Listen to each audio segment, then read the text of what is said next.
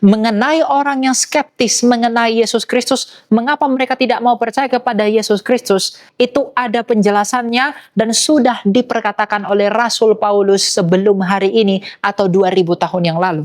Sebab pemberitaan tentang salib memang adalah kebodohan bagi mereka yang menuju kebinasaan, tetapi bagi kita yang diselamatkan, pemberitaan itu adalah kekuatan Allah.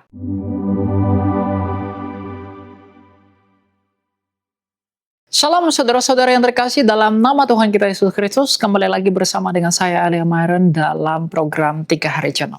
Dalam video ini kita akan menjawab suatu gagasan yang sering berkeliaran di sosial media tentang iman Kristen.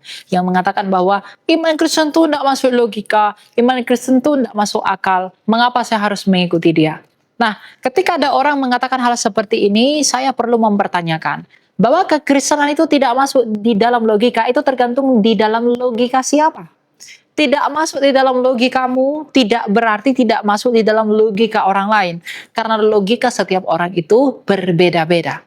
Tapi banyak orang yang berpikir, Tuhanmu kan mati, Tuhanmu kan tersalib, Tuhanmu kan ya manusia, mengapa kamu harus percaya kepada dia? Mengapa Tuhan mati, mengapa Tuhan tersalib itu sudah saya jelaskan di video-video saya sebelumnya. Dan kalian boleh cek kembali sebelum melanjutkan ini untuk menonton semua itu artinya apa. Tapi satu hal yang pasti, mengenai orang yang skeptis mengenai Yesus Kristus, mengapa mereka tidak mau percaya kepada Yesus Kristus, itu ada penjelasannya dan sudah diperkatakan oleh Rasul Paulus sebelum hari ini atau 2000 tahun yang lalu. Ya, Rasul Paulus pernah mengatakan demikian dalam suratnya pertama kepada jemaat di Korintus ayat yang ke-18. Sebab pemberitaan tentang salib memang adalah kebodohan bagi mereka yang menuju kebinasaan, tetapi bagi kita yang diselamatkan, pemberitaan itu adalah kekuatan Allah. Lebih jauh, ia juga mengatakan apa? Ayat 23, tetapi kami yang memberitakan Kristus yang disalibkan, untuk orang Yahudi adalah suatu sandungan, dan untuk orang bukan Yahudi adalah suatu kebodohan. Tetapi untuk mereka yang dipanggil, baik orang Yahudi maupun orang bukan Yahudi, Kristus adalah kekuatan Allah dan hikmat Allah. Jadi memang bagi orang Yahudi, penyaliban Yesus itu adalah batu sandungan. Karena kemesiasan, keinginan orang Yahudi terhadap Mesias adalah Mesias yang tidak mati, atau mereka menginginkan Mesias yang dapat membebaskan Israel dari perbudakan atau penjajahan bangsa Roma. Tapi karena Yesus mati, maka kematian Yesus menyandung mereka untuk percaya kepada Yesus, karena Yesus bukanlah penyelamat bangsa Israel dari penjajahan Roma.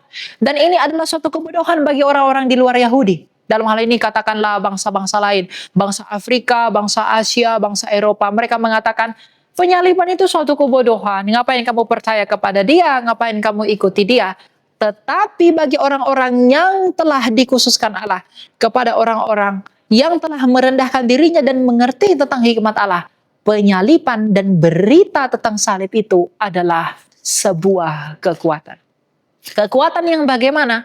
Karena ternyata penyaliban melalui penyaliban di mana ia dapat mati, melalui kematiannya itu ia dapat menaklukkan kematian itu lalu bangkit sebagai pemenang. Itu menjadi bukti bahwa memang kematian dan penyaliban Yesus Kristus adalah kekuatan Allah untuk mengalahkan kematian itu sendiri.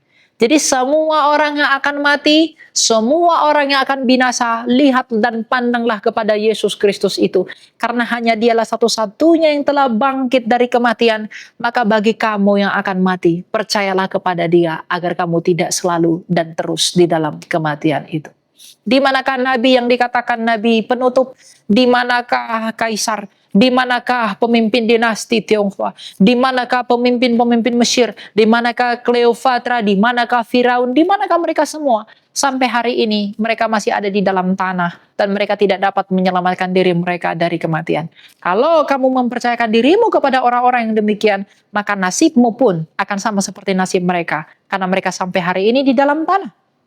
Tapi kalau kita memberi diri kepada Kristus, maka kita akan memperoleh nasib sebagaimana yang dilakukan dan diperoleh oleh Kristus. Bahwa Yesus Kristus di dalam sejarah telah mati, namun tidak hanya mati, ia telah bangkit dari kematian itu sebagai tanda bahwa ia telah mengalahkan kematian itu.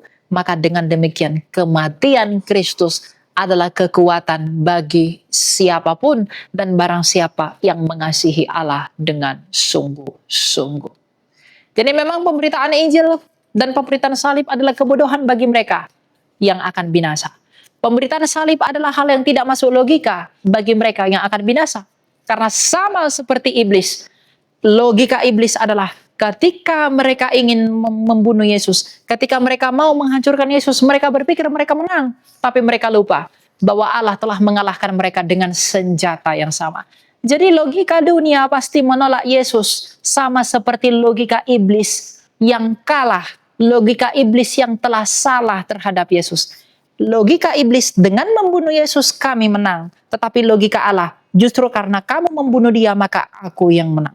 Jadi kalau kamu menganggap penyaliban adalah kebodohan dan tidak masuk logika, maka logikamu sama seperti logika iblis yang telah dipermalukan dalam sejarah. Tapi kalau kita menganggap bahwa penyaliban adalah suatu kemenangan Allah, karena Yesus Kristus telah bangkit melalui kematian itu di dalam sejarah dunia, maka kita adalah orang-orang yang termasuk mencintai hikmat Allah. Jadi tetaplah di dalam Kristus, jangan tinggalkan Kristus, karena bagi kamu yang meninggalkan Kristus artinya kamu menyerahkan dirimu kepada hikmat dunia. Tapi kalau kamu tetap setia di dalam Kristus, artinya kamu tetap memilih setia di dalam hikmat Allah. Karena ada tertulis bahwa hikmat dunia sama seperti hikmat iblis itu adalah kebodohan bagi Allah. Tapi hikmat Allah adalah kebodohan bagi dunia. Penyaliban yang dianggap kebodohan bagi dunia adalah ternyata kekuatan Allah.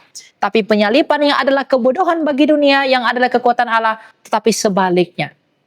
Orang-orang menganggap bahwa orang Kristen itu bodoh, tetapi sebenarnya merekalah yang bodoh. Jadi kekristenan tidak masuk logika, itu tergantung di dalam logika siapa. Di dalam logika Allah atau di dalam logika iblis. Bagi logika iblis memang tidak masuk. Kenapa? Karena iblis berlogika dengan menyalibkan Yesus mereka menang. Tapi ternyata melalui penyaliban itulah Allah itu menang. Jadi bagi logika iblis penyaliban itu memang suatu kebodohan dan tidak masuk logika. Tapi bagi logika Allah, bahwa penyaliban itu adalah suatu kemenangan Allah. Jadi kalau ada yang mengatakan bahwa kekristenan tidak masuk logika, berarti kamu memilih di dalam logika siapa. Kekristenan tidak masuk logika itu tergantung dalam logika siapa. Bagi logika Allah ini masuk akal, tapi bagi logika iblis ini tidak masuk akal. Lalu di manakah posisi Anda saat ini? Apakah Anda termasuk dengan orang-orang yang berlogika seperti iblis? Atau berlogika seperti Allah. Terima kasih.